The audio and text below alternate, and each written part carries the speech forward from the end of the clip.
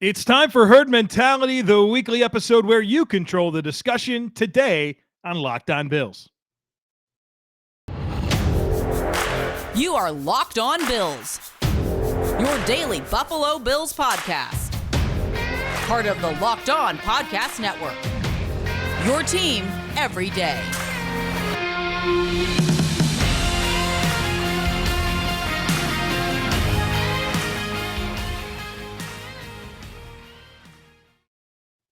What's up, Bills Mafia? It's Joe Marino, author of Go Bills and Buffalo's Run, also the co-host of the Locked On NFL Scouting podcast, and I'm your host of Locked On Bills. I want to thank you for making Locked On Bills your first listen every day, and of course, a big welcome to our everydayers. You know who you are. Those of you who never miss a single episode, I appreciate y'all being here very, very much. I'd also like to invite you to subscribe or follow for free on YouTube or wherever you listen to podcasts. We're part of the Locked On Podcast Network, your team every day. This episode is sponsored by BetterHelp. BetterHelp connects you with a licensed therapist who can take you on that journey of self-discovery from wherever you are. Visit BetterHelp.com/LockedOn today to get 10% off your first month. Well, folks, tons of great herd mentality items to get into today. The first segment's going to cover a bunch of questions about O'Cyrus Torrence, and I love that. You guys filled up the questions with questions about a guard, and that warms my heart. So we'll start with those because that was the theme of the questions this week, and then a bunch of other fun stuff to get into later on. So let's get started. First one here comes from Tyler. Tyler says, I've been thinking about the O'Cyrus Torrence pick. You know what? Me too, Tyler. So as I've heard you and from others, he is a guard-only prospect and is going to be a specific to right guard where Ryan Bates is. What if Buffalo is giving Ryan Bates the opportunity to make more money by learning behind Mitch Morse and eventually replacing him? Would Ryan Bates be a good fit for Buffalo at center when Morse moves on? The simple answer there is yes. There is definitely a path for that to be the case. Mitch Morse under contract for a couple more seasons, but I don't think anybody thinks about Mitch Morse as a guy that's really going to play 4 or 5 more seasons, right? He might play out his contract and that be it. And if that's the case, the Bills will have a hole at center, but you can get ahead of that, right? With Ryan Bates, who has position flexibility, who translates very well to being a center. I love his athleticism for the position. You love that he's cross-trained at all 5 spots. You know, we talk about the center as the leader of the offensive line and a guy that makes all the calls. And of course, Ryan Bates and his familiarity at every spot will be only be an asset to him and to the Bills for him to be the center. And I think most importantly is that he's got a great relationship with Josh Allen. You know, you could tell that the way that he talks about Josh, the way that Josh talks about him, that there's a good relationship. And I think that's so critical for any offense is to make sure that your center and your quarterback see things similarly, that they can be on the same page and that they have great rapport. You get a sense that that's true for Ryan Bates as it relates to Josh Allen. So we could see Ryan Bates potentially platoon with O'Cyrus Torrence at right guard, maybe be a hedge at right tackle, but maybe the long-term play here is for him to succeed Mitch Morse at center. And maybe that's 3 years from now, but if that's the case, it'd be nice to know that you have Ryan Bates ready to go to take over for Morse, because I think center is a really critical position when it comes to any offense. I think you want to have your tackles and your center figured out. And if you go from a couple more years of Mitch Morse into Ryan Bates, I think you got a nice plan there. Next one here comes from Lewis, and Lewis says, I heard you compare Knox to Kincaid. Can you compare O'Cyrus Torrence to Cody Ford as prospects? Although I'm thrilled that Bean decided to invest a premium pick to protect Allen, I have to be skeptical if he can pan out or not, because Bean tried and failed with another second-round lineman and Cody Ford. How do they differ? Good question here. I think they've got similar body types in a sense, right? They're big, physical offensive linemen that aren't necessarily the most fleet of foot.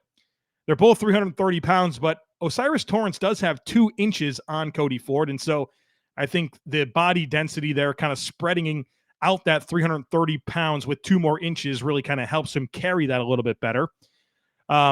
Torrence isn't going to play his career or spend any part of his career playing tackle like Cody Ford did, right? He came in, played right tackle before eventually getting to guard. And I think the Bills really kind of botched his development by not allowing him to grow at any one position. And so I think O'Cyrus Torrence isn't going to be a factor at tackle at all. And so that will help him develop, unlike it was the case for Cody Ford. I think O'Cyrus Torrence proving what he did last year in the SEC against the best competition in college football. We talk about the SEC as the closest thing to the NFL. I think that's going to be a major comfort zone that at least I find compared to Cody Ford, who's coming out of the Big 12, right? I know the Big 12 is a power conference or a Power 5 conference, but their linemen, they're not like the SEC. And so I think there's a higher level of comfort that I have with the translatability of why he was successful in college to the next level. And then, I think one of the big factors with Cody Ford that we might not give enough credit to is just some of the mindset issues that maybe he had, right? Some personal struggles that he had early in his career that got in the way of football. Obviously, some injuries early on. And, that can impact the player. I talked to some guys that trained with Cody Ford, and they said that they had some concerns about just, his makeup and how driven he is to be the best player he possibly can. And so, I don't know that those things are true for O'Cyrus Torrence. So if you want to feel better about O'Cyrus Torrence and than Cody Ford, those are the things that I would point to. But also, look, just because they're second-round offensive linemen picked by the Bills, there's nothing to that. These are unique individual human beings, right, that are completely different. And they're second-round picks by the Bills, but that doesn't mean that O'Cyrus Torrence has to pay for the sins of Cody Ford. I don't think that's a good way to look at it. So that's what I would say there, contrasting those two players. This is the Twitter handle, No Ninja Skills, which, hey, be nice to yourself, right? Maybe you do have some ninja skills, but No Ninja Skills says, so setting up my question, we hear about D-line rotations, personnel groupings to create matchup problems, etc. But I've also heard you refer to the rhythm of a steady O-line and having the same guys week in and week out. So I'm curious with Torrence, are the Bills looking for a new direction, or perhaps will there be rotational/situational personnel used on the offensive line the way the Bills intend to use Kincaid to create matchup problems? Might we see Torrence used the same way, except obviously at guard? Well, here's what I'd say to that. The Bills have shown a willingness under Sean McDermott to rotate players at positions that aren't typically positions that you rotate at, including the offensive line. When we saw during Cody Ford's rookie season, he platooned with Ty Nsekhe at right tackle. We saw Levi Wallace platoon with Kevin Johnson at cornerback, and you don't typically platoon cornerbacks. You've seen Ramon Humber platoon with Matt Milano. Again, you don't typically see a platoon at linebacker. And even last year, you saw this, I guess it was a platoon at corner where it was Kyer Elam, Xavier Rhodes, Christian Benford, Dane Jackson. They would mix guys in and out. And so I do not put it past the Bills to rotate O'Cyrus Torrence into the lineup. And maybe there's certain games where it might be run heavy, where they want to lean into his skill set at right guard. I'm not a big fan of this. I see the Bills will do this. It's not something that I really advocate for. I think offensive line play is 5 guys working together as one cohesive unit, and rotating gets in the way of that. In my opinion, it gets in the way of those objectives. And so I think that makes it hard, and I wouldn't advocate for it, but I think it's a worthwhile talking point and something that we've absolutely seen happen across Sean McDermott's tenure as a head coach of the Buffalo Bills. Next one here comes from Baz. Baz says, keen to get your thoughts on the Bills' run scheme philosophy heading into the 2023 season. Since draft day, we have heard that drafting the road grader offensive guard O'Cyrus Torrence could signal a move to a more power-based gap scheme, but this seems to be in direct contrast to the signing of offensive guard Connor McGovern. From what I know, McGovern is more of a body position wall-off run blocker suited to a movement zone blocking scheme. I know you have had concerns in the past that the Bills will have run a combination of schemes, but not really have mastered any of them. Baz, this is a great question because this is exactly why I was dismissive of O'Cyrus Torrence as a prospect for the Bills. I keep going back to this. On November 30th, 2022, I mocked O'Cyrus Torrence to the Buffalo Bills in the first round, and I thought to myself, you know what? This is exactly the guard that they need to really jumpstart this run game. I like the way he plays. I like his makeup. I think he's going to be a good fit. And then the more I thought about it, and the more the Bills continued to lean into these quote unquote zone blocking style offensive linemen, the more I was like, you know what? I don't think he's going to be on the radar. And then here we are. The Bills drafted him in the second round. And so, yes, I think this is definitely a signal that the Bills are going to lead into more gap blocking schemes.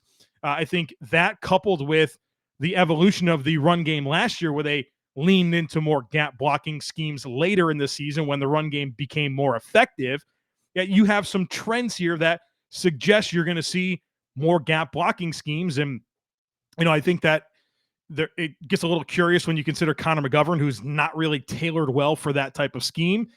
Neither is Mitch Morse, right? And so you've got some mixed match personnel here, and that's kind of always been my gripe about the Bills, and whether it's their prototype at offensive line combined with the type of rushing offense they want to be, it never really added up to me. You can't really see that there's an identity, and so we'll see how it all comes together. But I think it's a fair talking point and something to be, I guess, concerned about how they piece this all together. But you definitely have a guy here in O'Cyrus Torrence who I think is probably fine for inside zone run plays. But if you really want him to reach and cut off backside blocks and really get wide and work laterally, that's really not going to be his forte. So you do have another situation here where the skill sets are a little mixed matched, and you wonder about, all right, what does the makeup of this personnel tell you should be the way that the Bills run the football, right? Because there's a lot of different types of skill sets in the mix. This show is brought to you by BetterHelp.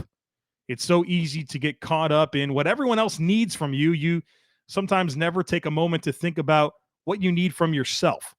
But when we spend all of our time giving, it can leave us feeling stretched thin and burned out. Therapy can give you the tools to find more balance in your life so you can keep supporting others without leaving yourself behind. If you're thinking of starting therapy, try BetterHelp. It's entirely online, designed to be convenient, flexible, and suited to your schedule.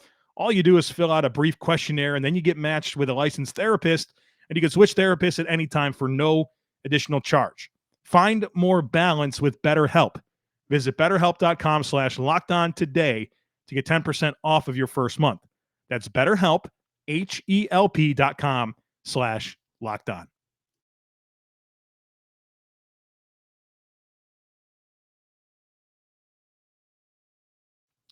All right, let's keep it moving here. The next one comes from Matt. Matt says, I was wondering if you had any thoughts on the 2023 draft as it relates to the upcoming opponents for this season. Are there correlations to their picks and the offenses/defenses they'll be going up against? It's a really fun question here, Matt. And what I want to do to answer this is focus in on the division, right? The Dolphins, Patriots, and Jets. And then those other two teams in the AFC, the Chiefs and the Bengals, that, the Bills are competing with to be the best team in the AFC. And when I do consider the top pick that all of those teams made, you can see maybe it has a little something to do with the Bills, especially the divisional picks. Looking at the New England Patriots, they drafted Christian Gonzalez, that corner out of Oregon, who's going to be a much better fit to go toe-to-toe with Stephon Diggs than what they've been trying to do with Jonathan Jones last season, right? Big, long corner that's athletic, that has ball skills. They also drafted Marte Mapu, the linebacker safety hybrid player out of Sacramento State. And you think about, maybe they're thinking about the Bills and Dawson Knox and Dalton Kincaid and having that type of matchup eraser, right? Like, that's the type of guy that can match up and give you a good chance to go, toe-to-toe with those types of tight ends. And so you could look at the Patriots draft and certainly talk yourself into thinking there was the Bills were on their mind when they made those picks. How about the Dolphins? They didn't pick in the first round, but in the second round, they go for Cam Smith, the corner out of South Carolina. And you look at the Dolphins and you say, wow, Jalen Ramsey, Xavier Howard, Kader Kuho looks nice in the slot. You get Nick Needham back this year. Did you really need a corner? Don't you need offensive line? Don't you need tight end?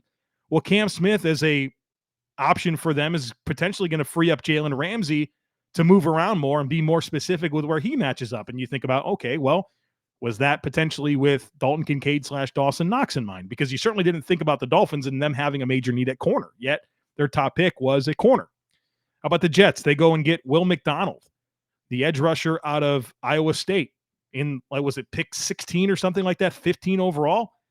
They didn't necessarily need pass rush. They have Carl Lawson and John Franklin Myers and Jermaine Johnson, who they picked in the first round last year. And now this guy's added to the mix. I mean, they wanted to have a lot of depth, a lot of length, you can tell, with their edge rushing situation. You have to think Josh Allen probably in mind when it comes to that. And then the Chiefs and the Bengals both went for pass rushers. The Chiefs get Felix Anudike-Uzomah out of Kansas State with their top pick.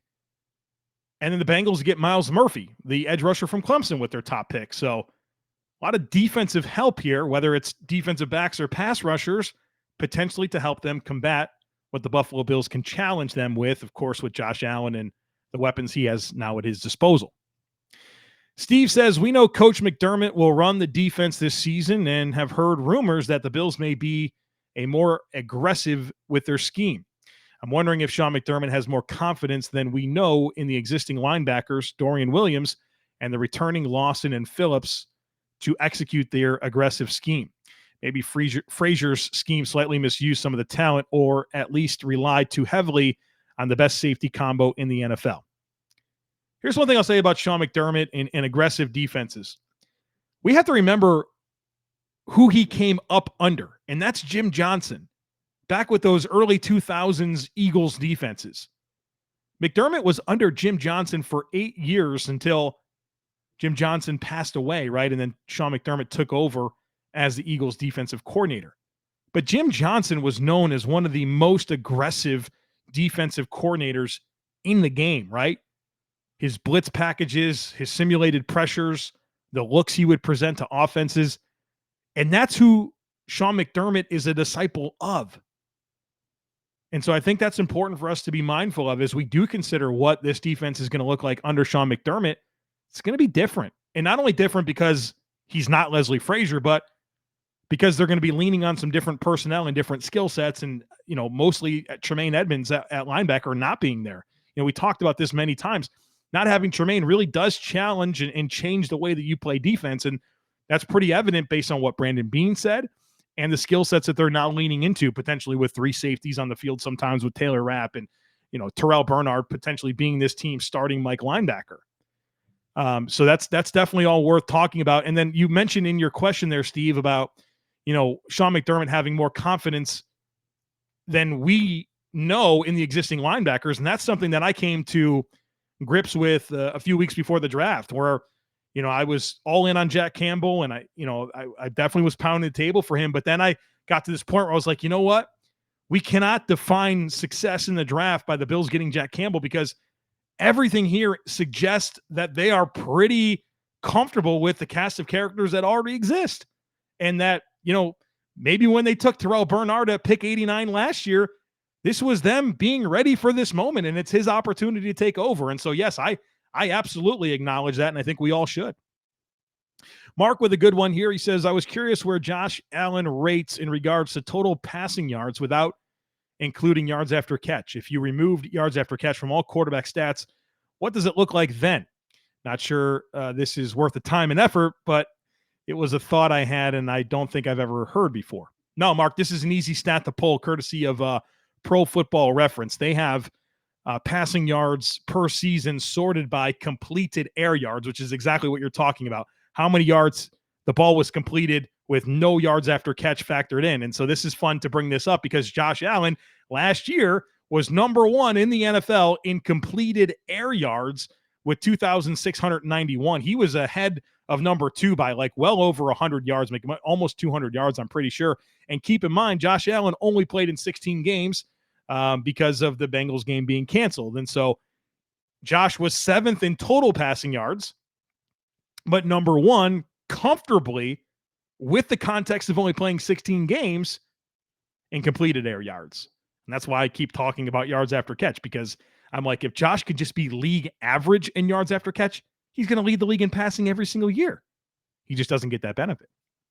Kincaid says, for the tight end position, do you think we need more of a blocking tight end as the third string guy? Bring back Tyler Kroft, to compete with Quentin Morris, maybe. I don't think so. I would want more receiving ability. I'm fine with Quentin Morris as your third tight end. These tight ends, Dawson Knox, Dalton Kincaid, they really exist for their pass catching pedigree. I don't know how much blocking Dalton Kincaid is going to be asked to do for this team. And so what I want to make sure of is if either one of them goes down, that you preserve the pass catching skill set as best you can and you figure it out for the blocking. And right, the Bills can tap into utility offensive linemen. You could maybe Reggie Gilliam. Like there's pathways to get around the blocking piece. The harder piece to replicate is the receiving piece. And so I would want to preserve that more than anything. And so if Q Morris is the tight end 3 next year, I will have no concerns about that. All right, folks, we got a bunch more to get to here in just a moment, including a question about if the Bills are still interested in DeAndre Hopkins. We're diving into that and more right after a quick break.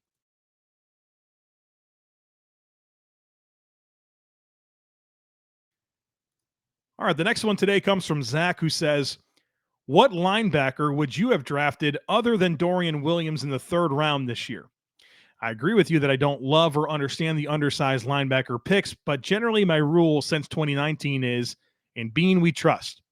Curious what linebacker options you would have preferred that we turned down.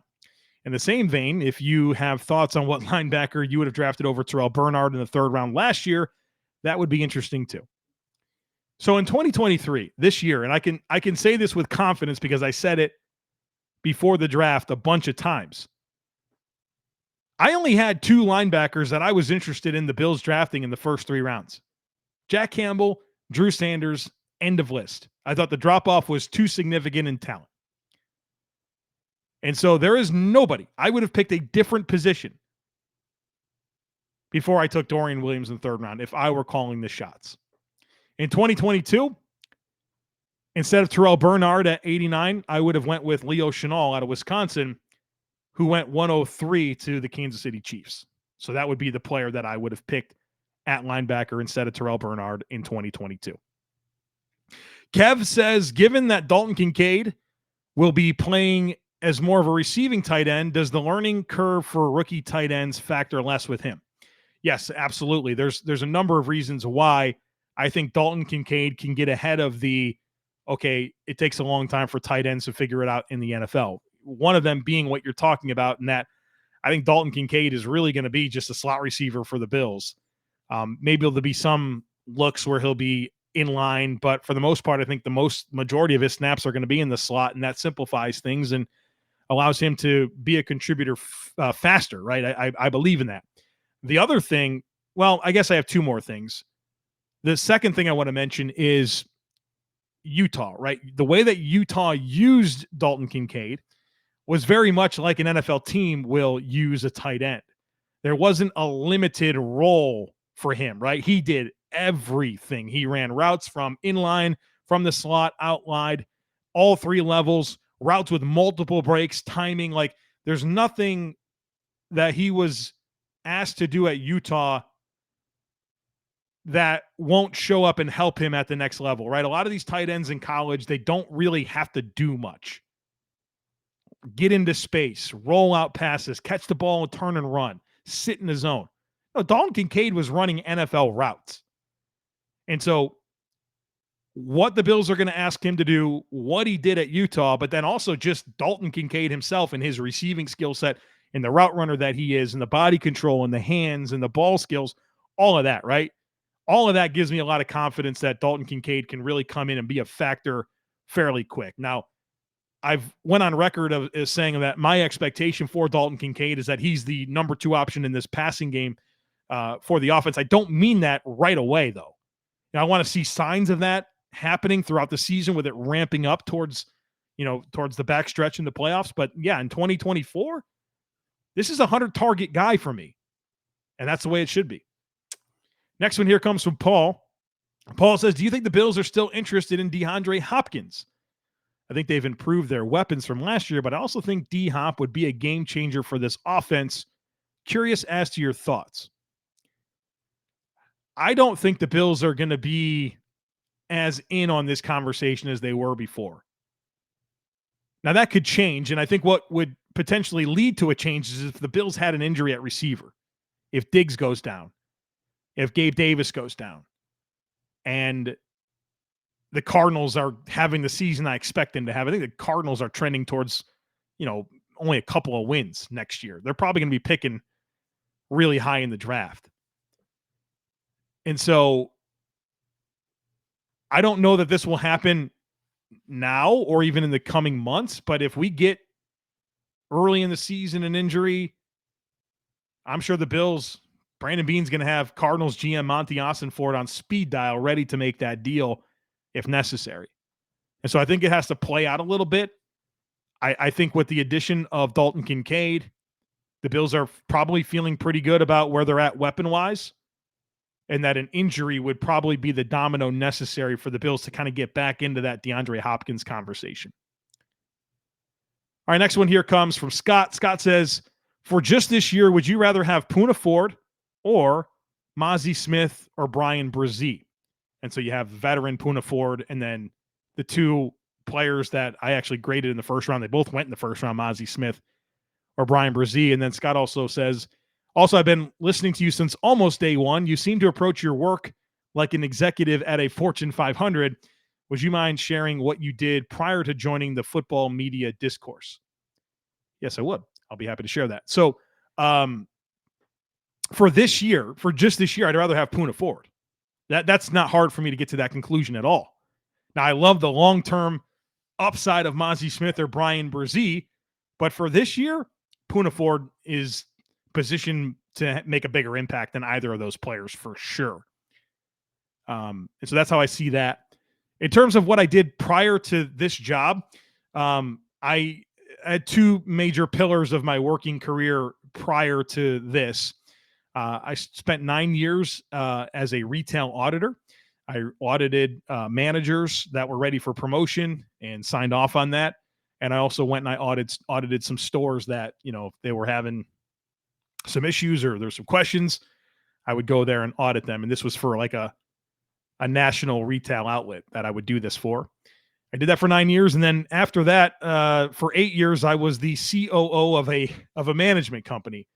And so we had 35 employees and we managed a bunch of communities. And so I had a big role there. I was the number 2 in that company. Now, all throughout that, I was freelancing doing football media, right? I was just trying to write articles or do whatever any outlet would ask me to do just so that I can start networking and building a portfolio. So as into those jobs as I was, I always had, I wouldn't even say a toe in the water. I had a pretty good amount of me in the water trying to get a spot in this space.